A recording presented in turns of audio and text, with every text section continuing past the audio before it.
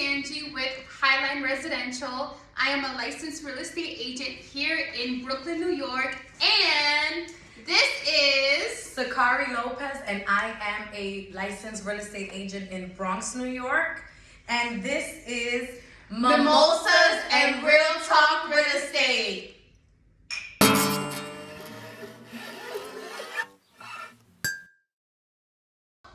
Today's topic is we're going to break down what's really going on in today's market. Are we in a buyer's or seller's market? Now, I understand with interest rates going up and a lot of things happening in the world, a lot of people are not sure if right now is a good time to buy or sell. And I just want to say that as licensed agent, our job is to ensure that we educate our buyers and our sellers to make the best financial decision for you and your family. That's our job as agents. Right. Because at the end of the day, we know that the financial decision is upon you and you got to do what's right for you, right? Absolutely. Real estate always depends on everybody's needs. So your needs may be different from mine, and my needs may be different from yours, but that doesn't mean that we can't help you in between. So let's get into it. So I'm going to talk about my experience as a real estate agent. I actually started real estate right in the midst of the pandemic. And when was that? Because it just seems like we've been in this for so long. When was that you joined? Because it just seems like we've been in this trance for such a long time. I honestly started in 2020. I was still working my 9 to 5. I was working on getting my real estate license. So I was going to work from 9 to 5, 6 to 9 p.m. I was getting my license. Because I was just not happy where I was at. And I'm like, you know what? Something has to give. So I would say like during the end and the beginning of 2021, I officially became a full-time real estate agent and entrepreneur. Thank you. You too. For leaving that 9 to 5. I love it. Gotta chase our dreams, ladies and gentlemen. Absolutely. Right? I wanted to say that as a new agent, it was really, really hectic because, as you know, interest rates were originally between 4.5 to 5.5 before the pandemic, right? Yes. According to statistics. And so when the pandemic hit, interest rates actually dropped down to 3% and it fluctuated. And I've even seen cases where interest rates were actually between 1 to 2%. Yeah, I wish I would have known that. My interest rate was actually 3.2%, which was it's still a good deal. It's amazing. It's still a good deal. Absolutely. So I'm going to talk about my experience as a real estate agent trying to help buyers in that frenzy. And Sakari's going to talk about me purchasing my house during the pandemic. And then after I became an agent after I purchased my house. And hopefully that gives you insight and you find the information that you need to make the best decision for you, right?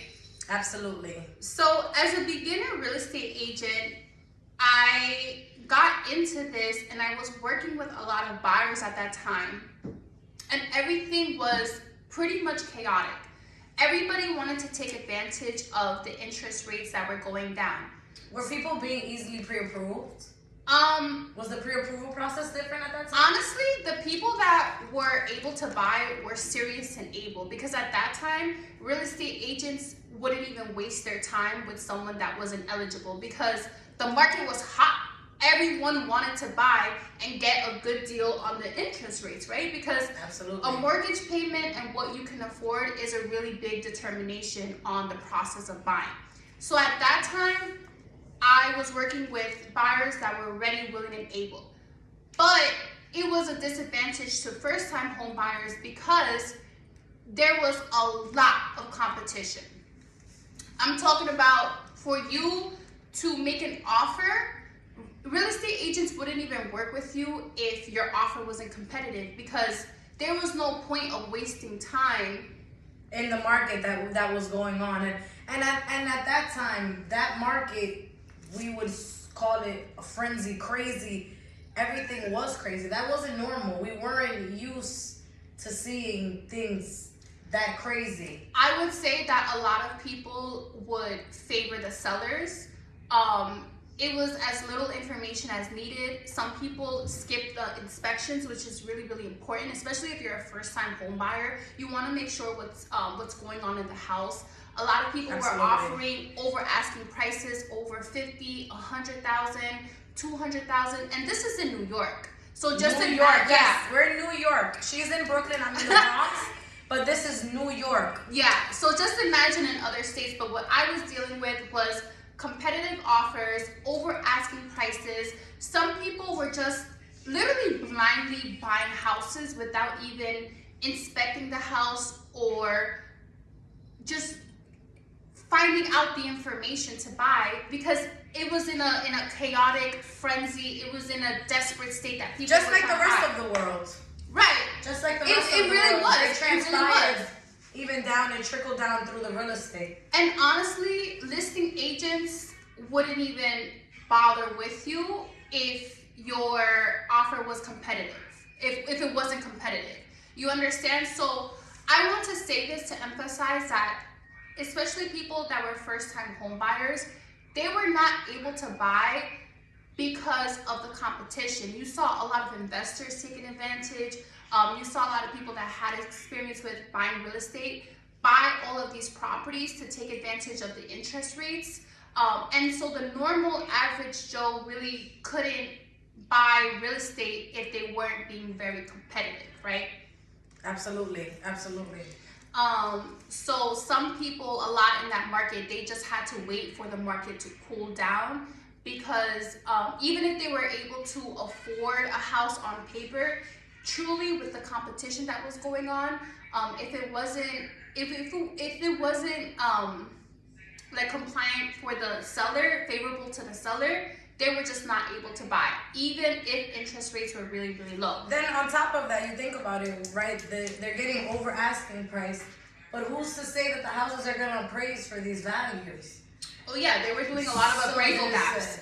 Naturally. Exactly. So who's to say? So when you think about it, all that was also crazy. But I think that one thing that we could say is that a lot of people kind of got used to that type of market because it's been for so long. You know, it's just like when they first told us about COVID, they were like, yeah, this thing, we don't know about it.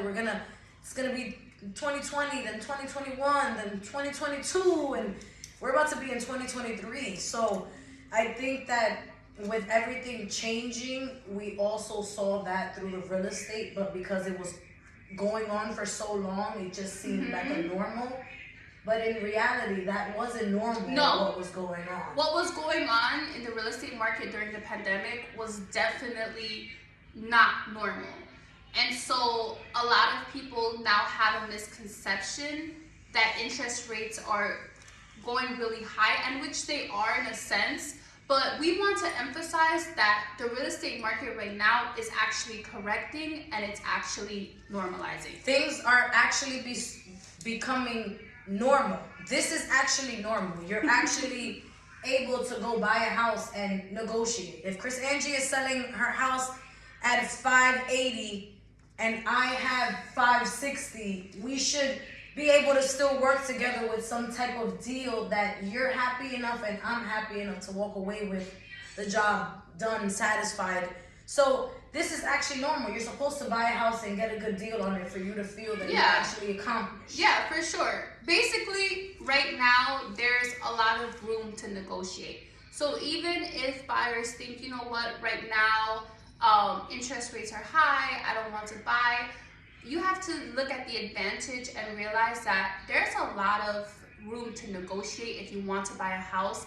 And a lot of sellers, if they need to sell, because again, there's a difference between wanting to sell and needing to sell, right? Again, real estate market equals real estate needs, meaning just like me and you are different, my needs are gonna be different from yours, my real estate market are gonna be different from your needs. Yeah.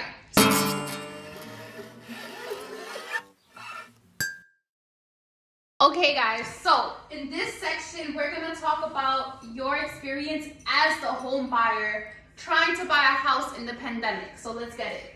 So, one thing that I will definitely remember is no inventory. There was nothing. So, I did all the right things. I saved money, I fixed my credit, but there was no inventory. I had this money ready to buy this house, but there was no houses on the market. That was a real problem. It was the same. That was a real problem. The same 20 abandoned houses that nobody else wanted on the market. The only 20. Everything else was gone. And it was very difficult because everything was COVID disclosure 19 forms, the pre-approval. They wanted to see everything. They wanted to make sure that you didn't have COVID. It was so much stuff in the midst of everything going on. Nobody knew what. And we didn't know what house to put an offer on because there were no houses. Right. Then when I finally found the house, I had another offer outbid me. But then the deal fell through. So there was another home. So there was another buyer for the house. Right. And they were in contract. Okay. Then they denied my offer. Then the deal fell through. Then they accepted my offer. Then when we were in contract for about like 4 months, it was crazy. But I got my interest rate at 3.2. But you know what I often think about is how the interest rates are at 7, but some of these properties are at 500,000, so they're actually under asking price, but the mortgage rates are over. So it balances out.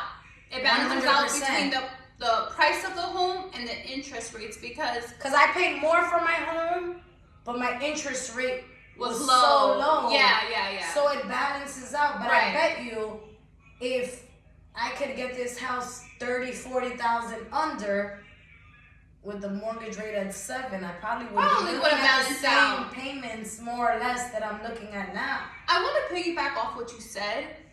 And do you remember those long lines in the open house? And listing agents or sellers would only let you view the house if you were... One person at a time, just like how they were doing in the stores. Don't you remember? Yeah, they it were was a only real letting thing. one person.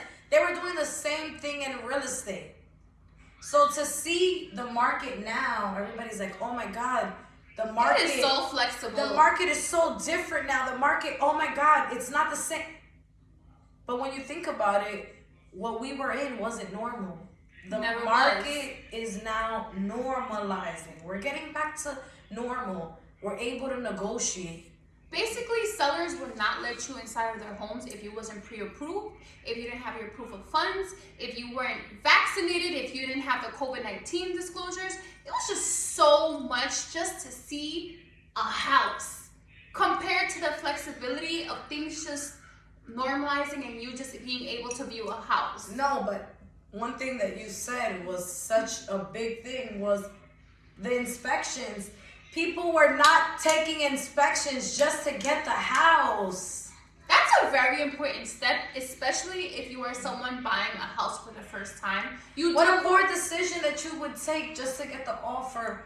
It's just like blindly, like you're putting your hand in a bag, picking it out, and just praying and hoping that the best comes out. The best comes out. Because at the end of the day, one thing that I will say very honest is that as agents, we want to financially help you make the best decision for yourself. So if buying a house is not in your needs, that's fine with me too. Maybe you want to rent. That's okay too. Right. Because owning a home is a big responsibility as well. It's a huge financial decision. And at the end of the day, We protect your financial decision. At the end of the day, whatever you want to do, we're okay with. You know, the thing is that a lot of people view us as salespersons, and we are. Sales and business comes first. But not us. We're a little bit different. We are trusted advisors. And Yes. we want to educate you, and this is why we are starting our series to make sure that you have the correct decision before making the decision for yourself, right? Just some knowledge. Just some knowledge that two beautiful Latina girls can help you guys. And like I said, whether it is tips, whether it is ideas, whether it is what we'll be cooking next on next week's episode, or what we'll be drinking on next week's episode. This week was actually coconut and pineapple. Ooh, it is good. Those cocktails is good. Leave a comment down below. Let us know what kind of cocktails you would like us to make for the next time, or any ideas, because we are down. We are not just real estate agents. We are two girls from the Bronx, from Brooklyn, ready to give you real estate advice, but give it into our perspectives. And this is why it is real talk. Honest, raw, organic, and this is why this is Mimosas and Real Talk Real Estate. Yes. Catch us on the next episode, guys. If you guys like it, make sure to comment, like, leave a message, and give us our next idea. Subscribe. I hope you guys enjoyed today's topic, and we will be talking about a lot more. So stay tuned, okay? Let us know what you want to talk about next. All right.